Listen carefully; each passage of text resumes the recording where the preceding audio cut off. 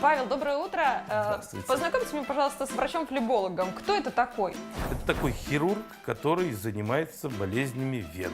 Я почему спросила? Дело в том, что еще пару лет назад мы не знали о таком враче. Во всяком случае, я не знала. А сейчас все блогеры наперебой, вот блогеры-мамочки, говорят о том, что обязательно нужно сходить к врачу-флебологу. Это правда? Каждая новоиспеченная мамочка должна попасть к вам?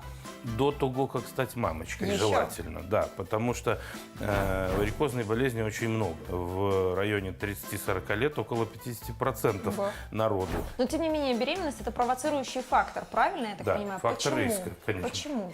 Потому что увеличенная беременная матка в малом тазу существенно, чисто механически затрудняет отток крови от нижних конечностей. И некоторое избыточное количество крови скапливаются в нижних конечностях. На какие признаки во время этих 9 месяцев обратить внимание и понять, что что-то происходит с нашими венами не так? Тяжесть, отеки, судороги ночью, зуд, возможно. Как правило, это отек в конце дня, который проходит ночью. Да, и в большинстве случаев нам в этой ситуации рекомендуют крем, который снимает отеки. Это решение? Нет, решение – это компрессионный трикотаж. Что нам рекомендуют во время беременности, как избежать отека и проблем с венами, это чаще ложиться, ноги поднимать вверх и делать определенную гимнастику для ног. Это помогает? Да, конечно. То есть именно когда мы ходим или что-нибудь, и работают икроножные мышцы, то тогда кровь выталкивается из ног, и это хорошо. А, конечно, в идеале, если она не просто шевелится под столом, а встал, прошел по коридору или по лестнице. Ну, пяточка-носочек, тоже об этом Обязательно. не забываем. Да. Я знаю, что еще есть одна очень такая запретная, как говорится, поза, это нога на ногу.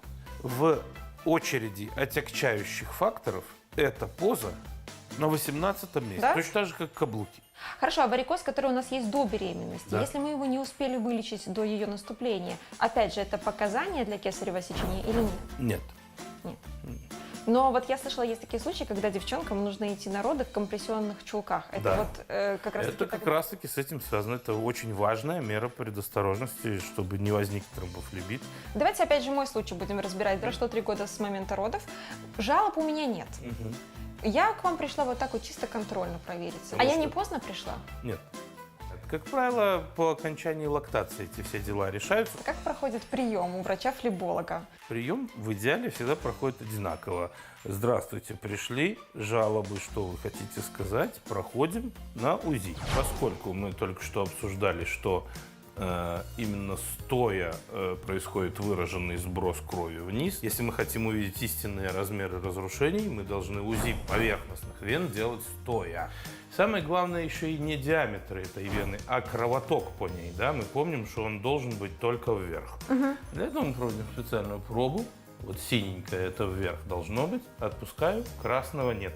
В больной вене, когда я жмякнул, да, синее нормально, а когда отпускаю, здесь красный кровоток туда вниз.